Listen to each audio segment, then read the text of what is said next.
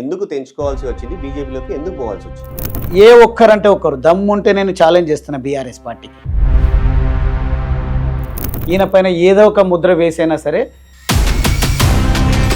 KTR fail అయినంటే అర్థం చేసుకోవచ్చు కదా. 100%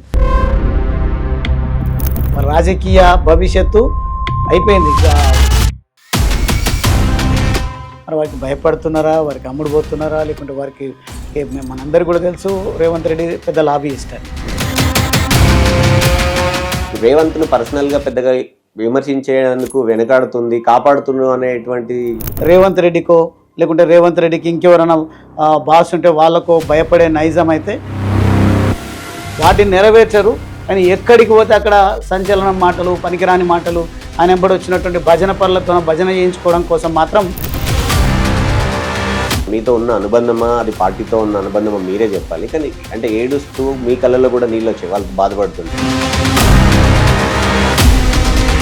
మీరు బీజేపీలోకి వెళ్తున్నాను, వాళ్ళు కూడా చంద్రులను కలుస్తాను, ఒక ఆడియో కూడా ఏదో వచ్చినట్టు.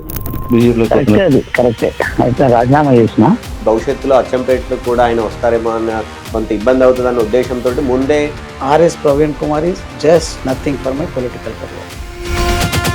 ఎందుకు బీజేపీ అనే నిర్ణయం తీసుకోవాల్సి వచ్చింది?